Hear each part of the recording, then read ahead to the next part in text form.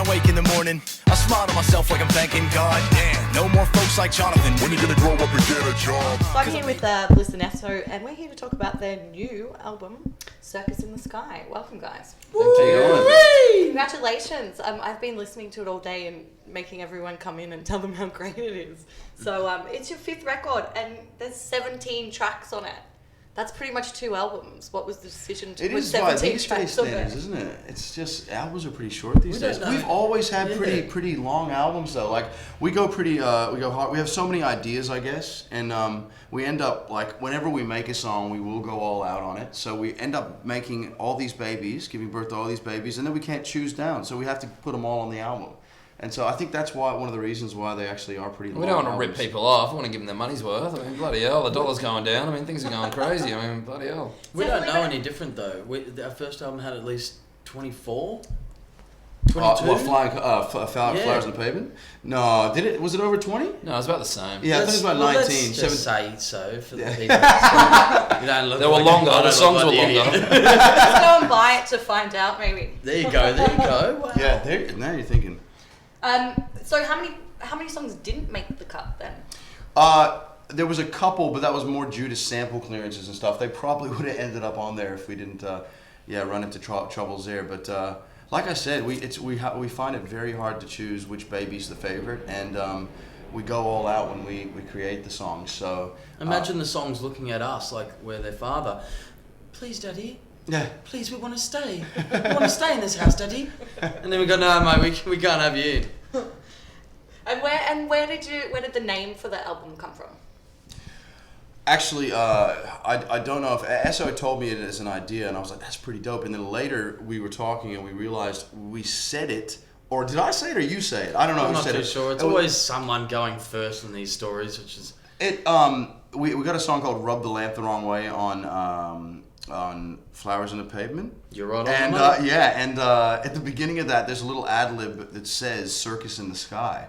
And I don't know if it was just a subconscious thing that we somehow pulled it from there or whatever, but it gave me a wonderful picture when I first saw it, and it really works with the theme of we've got a lot of collaborators on this album. We've got a lot of different sounds and topics and vibes, and we're kind of painting this amazing. You've got a good metaphor. Sorry, can you please tell it? Oh, it's always a hard one to rattle off. I'll try it.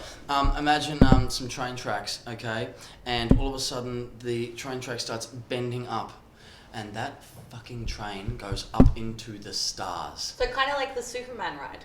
Kind of, but you know how but that stops and goes back down. No, but kind of like going up though. Absolutely. And then I want you to imagine Water for Elephants. Yeah. The movie about the Depression days when the circuses were going on and you couldn't pay this guy, kick him off the train while it's still running. That kind of hardcoreness. But every carriage is another song, another track, another magic trick that we've got. All these different collaborations and artists provide another color and mood to the album. So it was almost like you were watching this, Circus in the Sky. Oh my God, you should definitely get him to tell that story. He told it really well. Yeah. I actually really understand it now. Thank you. So, but let's talk about some of the collaborations. Tell us about the people that you collaborated with on the record. There's a bunch. We've got a whole different array of artists. We've got some fantastic singers, firstly. We collaborated with Sarah Blasco, Emma Louise, Blue Juice, some insane rappers, Nas, which was just crazy. We've got a really cool posse track on there with 360, Pez, Seth Century, and Draft. And we got Daniel Merriweather on there as well. And even Alex Williamson, the comedian, we got him on DJ Ism's track, Cialis Cuts. So there's a whole range of artists, it takes you on a bit of a journey. And did you sort of chase them down, or did they come to you and they're like, we need to be on your record? It all happened differently. Yeah. Some things were pre-existing songs that we just loved, and we kind of were cheekily remixed them and put our rhymes on them and kind of reproduced them and sent it to them and said, hey, do you like this? And luckily they said yes. So is that maybe Sarah Blasco and Emma Louise? Yeah, and even Blue Juice, That's right, yeah. Cool. And then others were just songs that we had already written, and we were trying to figure out who would suit it really well. And we just called like Daniel Merriweather, for example, and we gave him a call. And he loved it and came in and was recording in like 10 minutes of hearing it, which was really cool. He has a voice like an angel. I'm pretty sure he farted and a dove flew out of his bum. Yeah. And we're just like, dude, can you do that on cue? And he did it over and over. It sounds great. And you guys also recorded between here and LA. What was the reason behind that? I think it was just to mix it up a bit. I mean, you can kind of get a little bit bored in the same scenario, just kind of grinding out ideas. And I think to move it around was a new plan for us, because usually we do have kind of like a base that's, you know, somewhere out of the city that we always kind of return to. And this was kind of like, you know, a huge puzzle with pieces all over the place, you know. And I think that was the interesting bit as well, because when you do have a base, you're kind of seeing it as it's growing, and you know what it is by the end. But by the end of this, because so much was done everywhere, and by the time it all got together in front of us, it was like, holy shit, that's the circus we're putting on for the people. Yeah.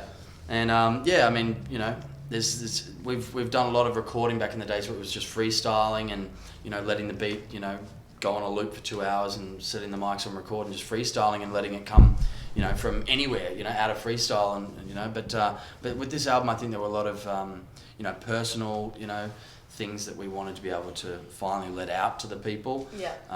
You know, experiences we've had and.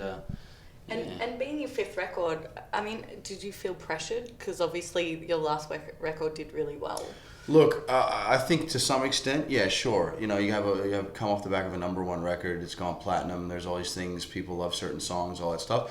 But I know for me and Max in particular, when we go down to write a song, there's someone said it, and it's very true. It's like, don't let the enormity of the project, you know, kind of fluster you. Just take one song at a time, just focus on one verse at a time, just focus on one beat at a time, whatever it is, and just really focus on it. And that was the secret for, I think, for us. We really just... If you imagine like a painting, like a masterpiece at the end, with the blank canvas and then the masterpiece, it's hard to just go, well, how does that happen? And then, you know, you come back down to earth and you go, one stroke at a time, mate. One song at a time, and eventually it'll make an album, and there will be the picture. So, like, roughly how many days would you guys spend on a track? It all varies, yeah, totally. I mean, some beats come together very quickly, and some rhymes come together very quickly. I think, you know, Home Is Where the Heart Is was something that came quite organically and quickly, whereas other songs are very technical, and the rhymes take a while to think of some of the rhyme words and put it together. So it's a real mix. Yeah. Cool. And tell us about the artwork, because it's kind of a trilogy of artwork too. So this is kind of the 3rd piece. That's it. And there's been a progression with the character. You know, he started off in flying colors, where he was just emerging out of his dark cave. He was coming out to the plateau in front of him, and there he sees this amazing, you know, landscape of mountains and sunset in front of him. He's just about to jump off, right? Then in Running on Air, he's been off. He's now standing in front of the sea, and he's parting the sea, staring at this beautiful galaxy rise in front of him. Now, finally, in Circus in the Sky, he's made it to outer space, and he's looking back on Earth. Cool. So it's the whole progression of it reflects us as a band as well. You know, our evolution. I just thought about it then. If you look at that character, he's standing there, looking back at where he had come from. That's right. And this is a reflection album. This is us giving you, you know, when we look back on our lives and giving it back to you. It's so special. It's so special. I wish I had a copy just to show the camera. I know, yeah, we need it. Maybe we'll what's this? What is that? Oh, shit. Product placement. No, but seriously, you really do need to see it so you can, you know, understand what we're talking about. And I think that, you know, when you do, you know, get an album physically, that was the whole joy of actually getting a package, and when the artist behind it put the extra effort in. Absolutely. It makes all the difference, because I remember that as, you know, when I was young in high school, getting a CD and reading the lyrics and looking at the, you know, pictures as I listened to it. And so it's always important to keep. Can I tell you, I don't download off iTunes or anything. I still buy vinyl and CD. I'm that the JB. I like going into the stores, and it's all about the artwork. Yeah. I actually hang out in JB in the hip hop area for almost 2 hours, just kind of to see if anyone recognizes Absolutely. And then I go and grab all the albums I don't like, and I grab Bliss N Eso and I put it all in front of them.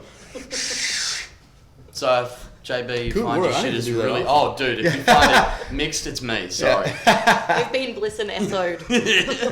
All over your face.